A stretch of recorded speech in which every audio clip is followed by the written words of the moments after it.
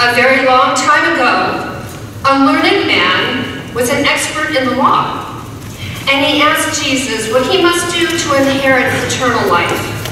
Jesus asked him what it says in the law, and the man answered, "Love the Lord your God with all your heart, and with all your soul, and with all your strength, and with all your mind. Love your neighbor." Jesus told him that was correct, but the man wanted Jesus to explain who he should consider to be his neighbor. And Jesus told this story. A Jewish man was walking from Jerusalem down to Jericho. It was a dangerous stretch, 17 miles of meandering road lined with plenty of caves for muggers and thieves to hide in. But this guy, he wasn't worried. So he's walking along, enjoying the day. The sky is blue. The birds are singing. I said the birds are singing.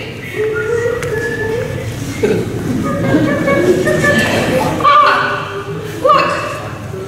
Here comes some decent-looking peeps who might want to stop and chat.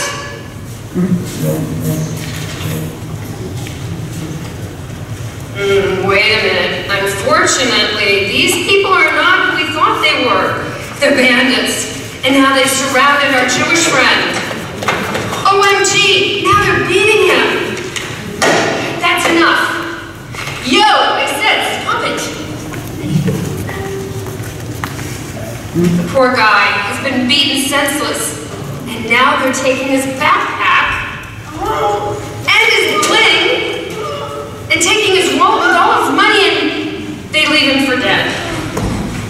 Oh, that poor beat-up Jewish man, they really worked him over. But look.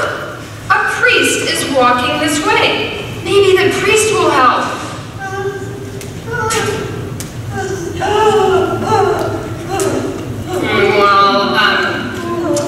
He was supposed to help because priests help people, right? He's a professional religious guy, right? But when he sees this Jewish man lying on the road, he just steps to one side and just kept on walking. What was that all about? That was a bust. Maybe the next person will be kinder, more loving, and will help him. And no, here comes someone now. We have a temple assistant. Temple assistants work in the temple in Jerusalem, and this is a very religious job. So he's bound to help, right? Well, I guess not. We really don't know why these two religious men didn't help. Maybe they were late for an appointment. Maybe they didn't want to be touching the dead body, or maybe they just were afraid that maybe they stopped. Some bandits would get them too. Oh, but wait, here comes someone who we're actually not sure who will help. Why do I say this? Because he's a Samaritan. And Samaritans and Jews don't really get along. Haven't for a long time. For years. In fact, we're not sure. Whoa, wait a minute. What's happening here? The Samaritan is kneeling. He's kneeling down to the Jewish man, and he's bandaging his head.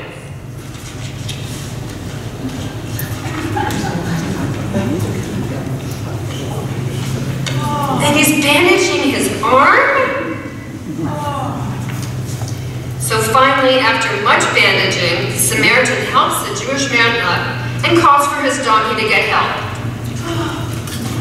Uber, donkey, I need help, he says, and that's right. The Samaritan's donkey was named Uber, most likely the first known Uber in history, which means not only was the Samaritan good, he was also the very first Uber driver.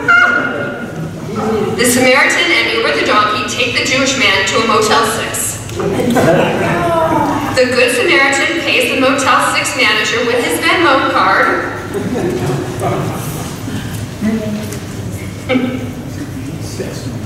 And that's about 2 days' wages, just so you know. The Samaritan takes him to the innkeeper and tells him, please take good care of this Jewish man, and on my return trip, I will reimburse you for any extra expenses. Now, the Samaritan, checking his phone, he notices he only has one bar. So he asks the manager for the guest Wi-Fi password so he can use his Waze. And the innkeeper tells him, Jericho 1, 2, 3. Thanking the manager, take this one. And now the Good Samaritan and his donkey Uber continue on their journey. We'll leave the light on for you. And after telling this parable, Jesus said, you must love your neighbor as yourself. Now, which of these three do you think was a neighbor to the man who fell into the hands of the bandits? The man replied, the one with the Uber, the one who had mercy on him. Jesus said, go and do likewise. The end.